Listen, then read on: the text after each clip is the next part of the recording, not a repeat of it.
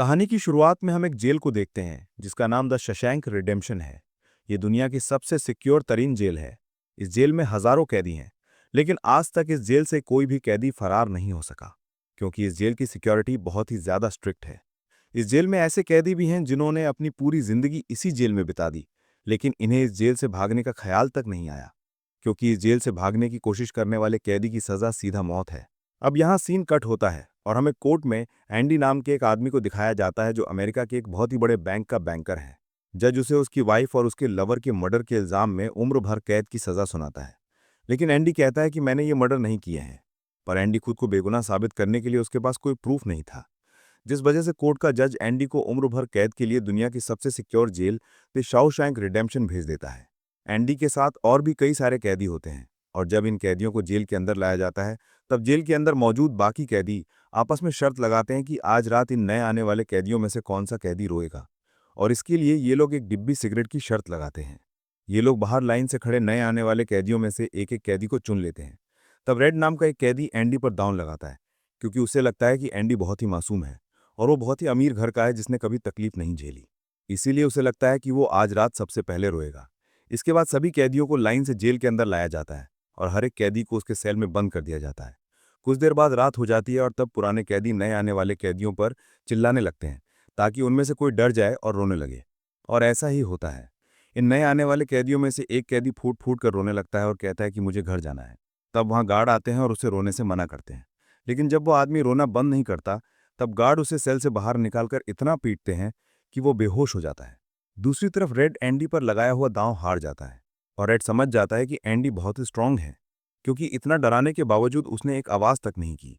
इसीलिए अगले दिन रेड अपने साथी को सिगरेट का एक डिब्बा दे देता है, क्योंकि रेड एंडी पर लगाया हुआ दांव हार चुका था। तभी हम एंडी को देखते हैं जो अकेला चुपचाप ब्रेकफास्ट कर रहा होता है। तब एंडी की मुलाकात जेल के सबसे पुराने कैदी ब्रुक्स से होती है। ब्रुक्स को यहाँ इस जेल में लगभग 50 साल पूरे होने वाले हैं। एंडी समझदारी से ब्रुक्स से इस जेल के सभी छोटे बड़े रूल्स और हर एक कैदी के बारे में जानने की कोशिश करता है। तब ब्रुक्स एंडी को जेल का हर एक सीक्रेट बता देता है, और वो एंडी से कहता है कि अगर तुम्हें जेल के बाहर से कुछ मंगवाना हो तो रेड नाम के कैदी के पास जाना। ये सुनते ही एंडी भी इंतजार नहीं करता और वो सीधा रेड के पास पहुंच जाता है और रेड से कहता है कि मैंने सुना है तुम बाहर से किसी भी चीज को अंदर मंगवा सकते हो। तब रेड कहता है, हाँ मैं मंगवा सकता हूँ, लेकिन ऐसी चीज जो यहाँ से भागने या फिर किसी को मारने में काम ना आती हो। एंडी रेड से कहता है कि मुझे हैमर यानी एक हथौड़ा चाहिए। हथौड़े का नाम सुनते ही रेड कहता है कि तुम्हें हथौड़ा ही क्यों चाहिए, क्या तुम हथौड़े से किसी को मारने वाले तो नहीं हो? तब एंडी कहता है, नहीं, मैं किसी को मारने वाला नहीं हूं, मेरा यहाँ कोई भी दुश्मन नहीं है। ये सुनकर रेड कहता है कि तुम्हारा यहाँ दुश्मन तो नहीं है, लेकिन जल्दी कुछ लोग तुम्हारे दुश्मन बनने वाले हैं। वो कुछ लोगों की तरफ इशारा करके एंडी को वार्न करता है कि इन लोगों की गंदी नजर तुम पर है, इसीलिए इनसे बचकर रहना। अगले दिन एंडी के कहने पर रेड उसके लिए हैमर मंगवा देता है, और जब वो हथौड़ा देखता है तो रेड हंसने लगता है, क्योंकि हथौड़ा साइज में बहुत ही छोटा होता है। और रेड मनी मन सोचता है कि इस हथौड़े से जेल में सुरंग बनाने में 600 साल लग जाएंगे। इसके बाद रेड ब्रुक्स के जरिए एंडी के सेल तक हथौड़ा पहुंचा देता है। ऐसे ही दिन बीतते हैं, और एक दिन जब एंडी लॉन्ड्री में काम कर रहा होता है तब वो 3 लोग जिनकी एंडी पर गंदी नजर होती है वो एंडी को पकड़ लेते हैं। एंडी अपने आप को छुड़ाने की कोशिश करता है, पर 3 लोगों को वो अकेले कंट्रोल नहीं कर पा रहा था। इसीलिए तीनों पहले एंडी को खूब पीटते हैं और फिर एंडी के साथ गलत करते हैं। ये सिलसिला इसी तरह चलता रहता। ये लोग हमेशा एंडी को पकड़ते और फिर उसे मारकर उसके साथ गलत करते रहते। इस तरह से 2 साल बीत जाते हैं और एक अनाउंस होता है कि छत की मरम्मत के लिए कुछ लोगों की जरूरत है। यहाँ कैदियों की एक टीम छत के काम के लिए तैयार हो जाती है, जिसमें रेड और एंडी भी शामिल होते हैं। ये लोग सब अपने काम पर लग जाते हैं और छत पर उनकी देखभाल की जिम्मेदारी एक बहुत ही सख्त सिक्योरिटी गार्ड की होती है, जिसका नाम हेडली है। हेडली बहुत ही स्ट्रिक्ट इंसान है जो जरा सी गलती पर कैदियों को बहुत बुरी तरह पीटता है। जब सभी कैदी छत पर काम कर रहे होते हैं तब हेडली थोड़ा परेशान होता है और अपने साथियों से कहता है कि मेरे भाई की हाल ही में मौत हुई है, जिसके अकाउंट में $35,000 पड़े हैं। अब मेरे भाई का मेरे अलावा इस दुनिया में और कोई नहीं है, इसलिए उसके पैसे पर मेरा हक बनता है।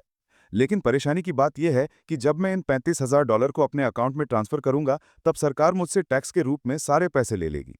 हेडली जब अपने साथियों से ये बातें कर रहा था तब एंडी भी इसकी सारी बातें सुन लेता है।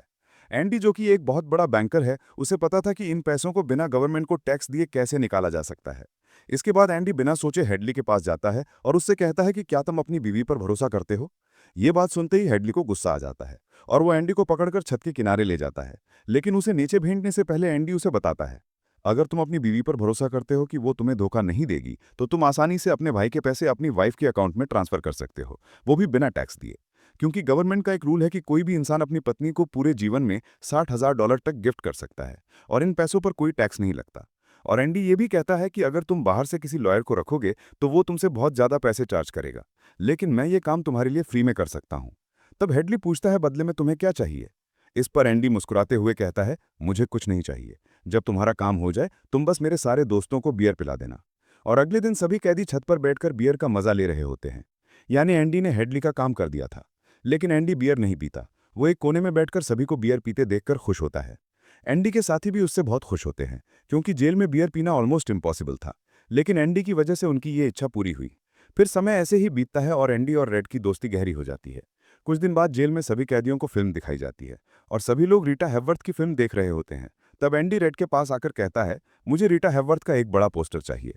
एंडी रेड से इसलिए पोस्टर मांगता है क्योंकि पूरे जेल में एक रेड ही था जो बाहर से किसी भी चीज को मंगवा सकता था। इसके बाद एंडी बाहर निकलता है, लेकिन जैसे ही वो बाहर आता है वहां वहीं 3 लोग खड़े होते हैं जो एंडी के साथ गलत करते थे। वो एंडी से कहते हैं, चलो हमारे साथ। लेकिन इस बार एंडी मना कर देता है। एंडी के मना करने पर वो लोग उसे पकड़ लेते हैं और उसके साथ जबरदस्ती करने की कोशिश करते हैं। लेकिन एंडी भी उनका मुकाबला करता है। पर वो लोग 3 होते हैं, जिस वजह से वो एंडी को बहुत ही बुरी तरह से पीटते हैं। पर आज ये लोग एंडी के साथ कुछ कर नहीं पाते। लेकिन एंडी को ये लोग इतना मारते हैं कि एंडी 1 महीने के लिए अस्पताल में चला जाता है। और साथ ही वो आदमी जिसने एंडी को मारा होता है उसे 1 हफ्ते के लिए काल कोठरी में डाल दिया जाता है। 1 हफ्ते बाद जब वो वापस अपने सेल में आता है तो वहां पर वही ऑफिसर होता है जिसका एंडी ने $35,000 का टैक्स बचाया था। और इस ऑफिसर को किसी ने बता दिया था कि एंडी को इस आदमी ने इतना मारा है कि वो बेचारा 1 महीने के लिए अस्पताल में चला गया है। अब यहाँ वो ऑफिसर उस आदमी को इतनी बुरी तरह से मारता है कि वो हमेशा के लिए पैरालाइज हो जाता है। 1 महीने बाद जब अस्पताल से एंडी वापस अपने सेल में आता है, तब उसे अपने सेल में रीटा हैवर्थ का एक बड़ा पोस्टर मिलता है, जो कि असल में एक वेलकम गिफ्ट होता है रेड की तरफ से। इस तरह से दिन गुजरते हैं, और एक दिन जेल का वार्डन सिक्योरिटी गार्ड के साथ एंडी के सेल में आता है और उसके सेल की तलाशी करवाता है। सेल की चेकिंग लेने के बाद जब वार्डन को कुछ नहीं मिलता, तब वार्डन की नज़र सामने लगे पोस्टर पर पड़ती है। वार्डन कहता है कि वैसे तो मैं ऐसे पोस्टर अपने सेल में अलाउ नहीं करता, पर तुम इसे अपने सेल में लगा सकते हो। दरअसल तलाशी तो एक बहाना होता है। वार्डन को इस ऑफिसर ने बताया था कि किस तरह से एंडी ने उसका $35,000 का टैक्स बचाया, इसलिए वार्डन अपने फायदे के लिए एंडी से मिलना चाहता था। एंडी के हाथ में बाइबल होती है, जिसे वो ले लेता है, और बाइबल को लेकर वो यहाँ से निकल जाता है। पर कुछ ही दूर जाने के बाद वो वापस लौटकर आता है और उसके हाथ में जो एंडी की बाइबल होती है उसे वो लौटाते हुए कहता है कि मुक्ति इसी में है। अगले दिन वार्डन एंडी को अपने ऑफिस में बुलाता है और कहता है कि तुम्हारे जैसे इंटेलिजेंट आदमी को जेल की सलाखों के पीछे नहीं रहना चाहिए। इसलिए वार्डन एंडी को लाइब्रेरी का असिस्टेंट बना देता है। लाइब्रेरी में वही बुक्स नाम का बूढ़ा आदमी होता है जो कि कई सालों से लाइब्रेरी संभाल रहा है। तभी वो ऑफिसर जिसके लिए एंडी ने $35,000 बचाए थे, वो एक दूसरे ऑफिसर को एंडी के पास लेकर आता है। असल में उसे आईटीआर का मसला था, जिसे कुछ ही मिनटों में एंडी भर देता है, जिस वजह से पूरे जेल में एंडी के चर्चे होने लगते हैं। जैसे जैसे साल बीतते हैं, एंडी के पास काम बढ़ता चला जाता है, जिस वजह से एंडी को अपने पास एक असिस्टेंट की जरूरत पड़ती है, और वो अपना असिस्टेंट अपने सबसे अच्छे दोस्त रेड को बनाता है। एक दिन लाइब्रेरी में ब्रुक्स एक कैदी के गले पर चाकू रख देता है और वो उसे बिना वजह मारने की धमकी देता है। असल में सरकार ने उसकी सजा माफ कर दी है, पर वो इस जेल को छोड़कर नहीं जाना चाहता। आज उसे इस जेल में पूरे 50 साल हो चुके हैं। उसकी पूरी जिंदगी इसी जेल में बीत गई है, और वो बिल्कुल भूल चुका है कि बाहर की दुनिया कैसी है।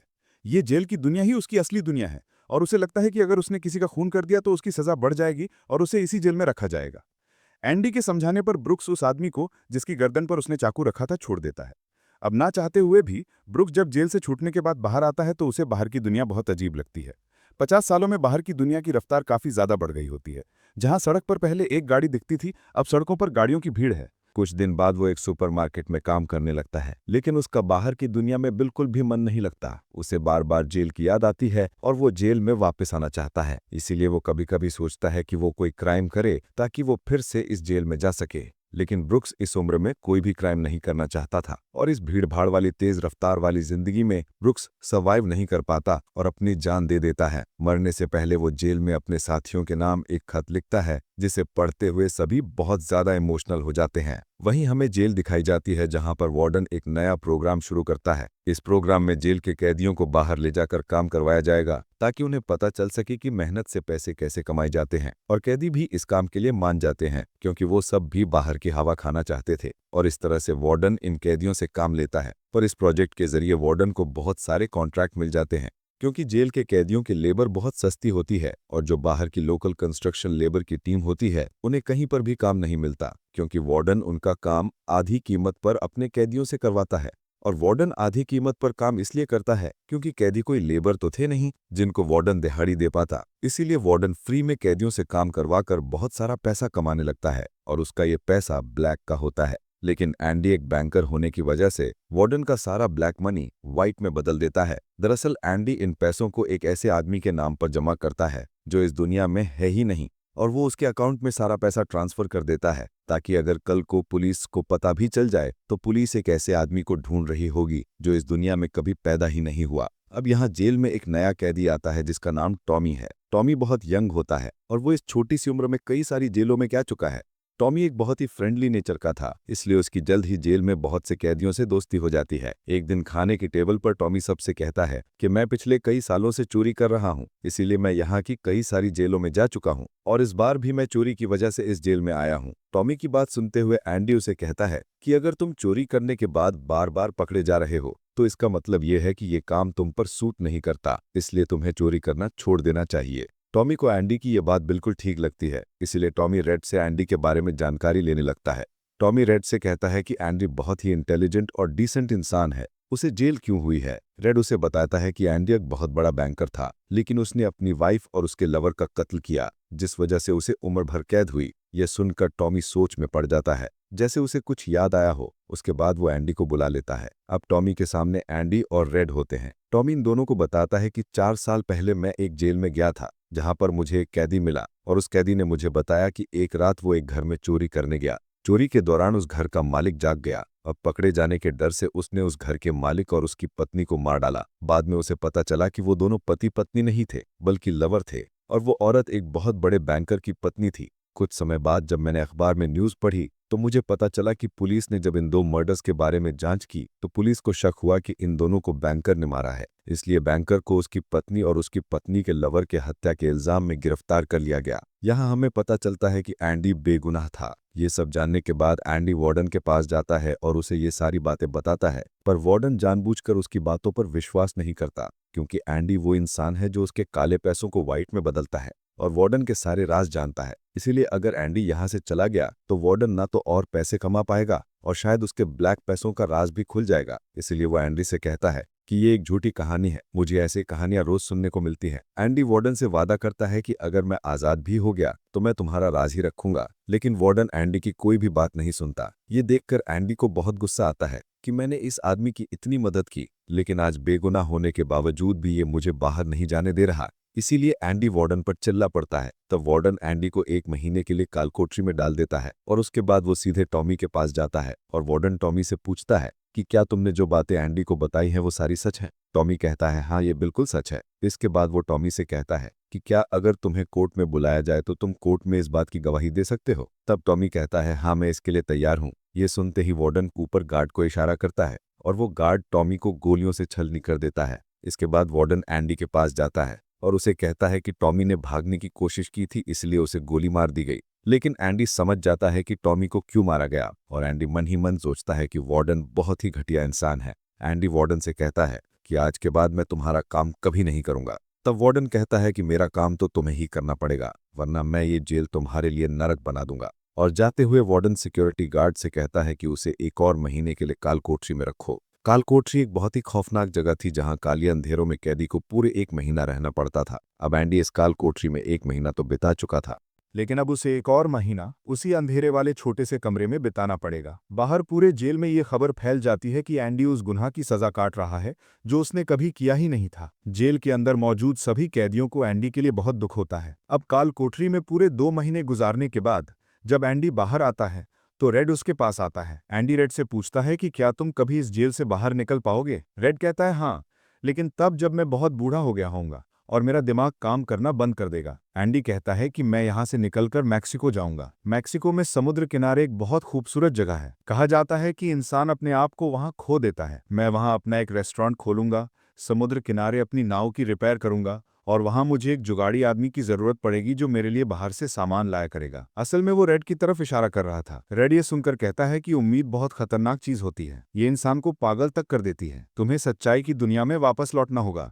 मैक्सिको यहाँ से बहुत दूर है। ये कहकर रेड वहाँ से चला जाता है और जाने से पहले एंडी रेड से कहता है कि वादा करो कि अगर तुम कभी यहाँ से रिहा हुए तो मेरा एक काम करोगे। रेड कहता है हाँ, मैं जरूर करूंगा। तब एंडी रेड को एक एड्रेस बताता है और कहता है कि जब भी तुम यहाँ से छूट जाओ तो उस जगह जाना जहाँ एक बड़े मैदान के बीच एक खूबसूरत पेड़ है। उसी पेड़ के नीचे मैंने अपनी वाइफ को प्रपोज किया था। वो रेड से कहता है कि उसी पेड़ के नीचे एक दीवार के अंदर तुम्हें काले रंग का पत्थर मिलेगा जिसके नीचे मैंने एक बॉक्स छिपाया है, और जब भी तुम रिहा हो जाओगे तो वहां जाकर उस पत्थर के नीचे उस बॉक्स को देखना कि उसमें क्या है। ये कहकर एंडी वहां से चला जाता है और सीधा वार्डन के पास पहुंचता है। वो वार्डन का काम पूरा करके उसके सारे डॉक्यूमेंट्स एक खास तिजोरी में रखता है। डॉक्यूमेंट्स रखने के बाद वार्डन एंडी को अपने कपड़े देता है। वो एंडी से कहता है कि मेरे कपड़े प्रेस करवा देना और मेरे जूतों को शीशे की तरह चमका देना, जिसके बाद एंडी वापस अपने सेल में आ जाता है। वहीं दूसरी तरफ रेड आज रात बहुत परेशान होता है क्योंकि उसे डर था कि एंडी कहीं खुद को मार न दे। इस तरह से रात गुजर जाती है और सुबह होती है। सुबह होते ही सभी कैदियों के सेल के दरवाजे खुल जाते हैं और सभी कैदी बाहर आ जाते हैं, लेकिन एंडी सेल से बाहर नहीं आता। ये पिछले 20 सालों के पहली बार ऐसा हो रहा था कि कोई कैदी सुबह अपने सेल से बाहर नहीं आया। तब रेड की नजर भी एंडी के सेल की तरफ होती है और रेड की परेशानी बढ़ती रहती है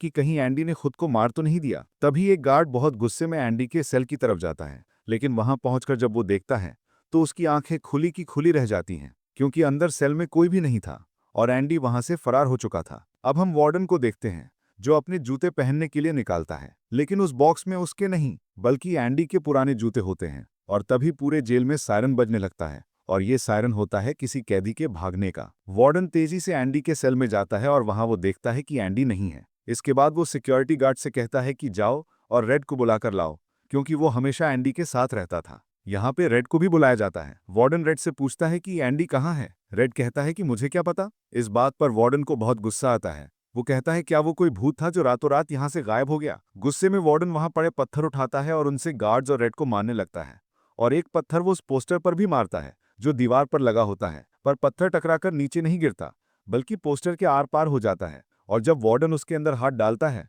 तो देखता है कि एंडी ने वहां एक बहुत बड़ी सुरंग बना रखी थी, जिसे देखकर सब हैरान हो जाते हैं क्योंकि ये दीवार बहुत मजबूत होती है। बिना मशीन के इस दीवार में सुरंग बनाना लगभग नामुमकिन था, पर एंडी ने नामुमकिन को मुमकिन कर दिखाया और यहाँ से फरार हो गया। इसके बाद सभी गार्ड्स वहां जाते हैं जहां से एंडी बाहर निकला था। वहां उन्हें एंडी के पुराने कपड़े और वो हथौड़ी मिलती है जो आज से 20 साल पहले एंडी ने रेड से मंगवाई थी। ये वही हथौड़ी होती है जिससे पिछले 20 सालों से एंडी अपनी सेल की दीवार में सुरंग बना रहा था। 20 सालों से एंडी ने ये काम इतनी बारीकी से किया कि किसी को पता तक नहीं चला। साथ ही दीवार से जो भी मिट्टी निकलती थी वो उसे अपनी जेब में रखकर ग्राउंड में बिखेर देता था। एंडी ने आखिरी बार जब वार्डन के लिए काम किया था तो वो वार्डन के काले पैसों के सारे डॉक्यूमेंट्स अपने पास रख लेता है, और उसके पास जो उसकी बाइबल होती है वो उसे वार्डन की नज़रों के सामने चालाकी से उसकी तिजोरी में रख देता है। और एंडी वार्डन को ऐसे दिखाता है कि जैसे ये बाइबल नहीं बल्कि उसके डॉक्यूमेंट्स हैं। साथ ही वार्डन ने जो अपने कपड़े उसे प्रेस करने के लिए दिए थे, एंडी पहले वार्डन के कपड़ों को पहनता है और फिर उसके ऊपर अपने पुराने कपड़े पहन लेता है। और वे जूते जो वार्डन ने उसे शीशे की तरह चमकाने के लिए दिए, एंडी उन्हें पहनकर निकल जाता है। रात को जैसे ही सारी लाइट्स बंद होती हैं, एंडी अपने सेल में की गई सुरंग से बाहर निकलता है, जिसके बाद वो एक गटर का पाइप तोड़ता है और उस पतले से गटर के पाइप में रेंगता हुआ उस जेल से फरार हो जाता है, जिससे आज तक कोई भी भाग नहीं सका था। हालांकि एंडी जिस गटर के पाइप से रेंगता हुआ बाहर निकला था वो लगभग 2 किलोमीटर लंबा था। अगली सुबह एंडी उस बैंक में जाता है जहां पर वार्डन का सारा ब्लैक पैसा होता है। ये पैसे एक ऐसे आदमी के नाम पर होते हैं जो इस दुनिया में है ही नहीं। ये सारा डॉक्यूमेंट्स का खेल एंडी ने ही तो बनाया था, और बैंक में उस अकाउंट के ओनर का जो सिग्नेचर था वो जेल से एंडी किया करता था। इसलिए एंडी को वार्डन का सारा पैसा निकालने में कोई मुश्किल नहीं होती। एंडी के पास उस आदमी के नाम के सारे डॉक्यूमेंट्स होते हैं, इसलिए एंडी बैंक्स में जाकर सारे पैसे निकाल लेता है, और ये पैसे होते हैं $3,70,000। यानी कि एंडी ना केवल आज़ाद हुआ बल्कि वो पैसों से माला माल भी हुआ। और यहाँ हमें पता चलता है कि एंडी जिस दिन से उस जेल में एंटर हुआ था उसी दिन से वो इस काम की प्लानिंग कर रहा था। वार्डन ने एंडी के साथ जेल में बहुत बुरा सलूक किया था और उसने टॉमी को भी मार दिया था, इसलिए वो वार्डन के काले पैसों के सबूत मीडिया को देता है। अगली सुबह ये खबर न्यूज़पेपर में छप जाती है, और जब वार्डन तिजोरी खोलकर देखता है तो उसमें उसके डॉक्यूमेंट्स नहीं बल्कि बाइबल होती है। बाइबल के पहले पेज पर एंडी ने लिखा होता है कि तुमने सही कहा था, मुक्ति इसी में है। और जब वार्डन पेज पलटता है तो वो देखता है कि वहां पर हथौड़ी का एक निशान होता है। दरअसल एंडी ने बाइबल के पेजेस को हथौड़ी की शेप में काट कर एक सांचा बनाया हुआ था, जिसके अंदर वो अपनी हथौड़ी छिपाया करता था। और आज से 20 साल पहले जब वार्डन पहली बार एंडी की सेल में गया था और उसने एंडी की बाइबल उसके हाथ से लेकर वापस उसे लौटा दी थी, उस समय भी वो हथौड़ी उसी बाइबल के अंदर थी। ये देखकर वार्डन को एक बहुत बड़ा झटका लगता है। दूसरी तरफ वार्डन के काले पैसों की खबर पूरे शहर में फैल चुकी थी, इसलिए जेल के बाहर रिपोर्टर्स और पुलिस वार्डन को गिरफ्तार करने के लिए आ रही होती है। और इससे पहले कि पुलिस उसे गिरफ्तार करती, वार्डन अपने आप को गोली मार देता है। कुछ समय बीतने के बाद एंडी के दोस्त रेड की सजा भी माफ कर दी जाती है और उसे गवर्नमेंट की तरफ से एक नौकरी भी दिलाई जाती है। पर बाहर की दुनिया में रेड का दिल बिल्कुल नहीं लगता, क्योंकि उसने अपनी जिंदगी के 40 साल जेल में गुजारे थे। रेड भी उसी कमरे में रहता है जहां पर ब्रुक्स रहा करता था, और रेड भी अपनी जान देना चाहता है। पर तभी उसे याद आता है कि उसने एंडी से वादा किया था। इसके बाद वो उस जगह के लिए गाड़ी में रवाना हो जाता है और वो उस बड़े घास के मैदान में जाता है जहां पर एक बहुत बड़ा पेड़ होता है। साथ ही पत्थरों की दीवार भी होती है। उस दीवार पर एक काले रंग का पत्थर होता है, और जब वो उस पत्थर को उठाता है तो उसके नीचे एक बॉक्स होता है। उस बॉक्स के अंदर कुछ पैसे और एक लेटर होता है। ये लेटर एंडी का होता है। उस लेटर में लिखा होता है कि एंडी रेड का उसी जगह पर इंतजार कर रहा है जिस जगह के बारे में एंडी ने रेड को जेल में बताया था। उसके आगे एंडी ने लिखा होता है कि उम्मीद अच्छी चीज होती है। इसके बाद रेड उस जगह पहुंच जाता है, और जब वो समुद्र किनारे जाता है तो वो देखता है कि एंडी नाव में बैठकर अपनी नाव ठीक कर रहा है।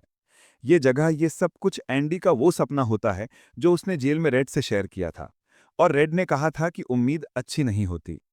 इसके बाद ये दोनों एक दूसरे को गले लगाते हैं और इसी के साथ ये कहानी खत्म हो जाती है। अगर आपको ये वीडियो अच्छी लगी हो तो हमारे चैनल को सब्सक्राइब और वीडियो को लाइक ज़रूर कीजिएगा।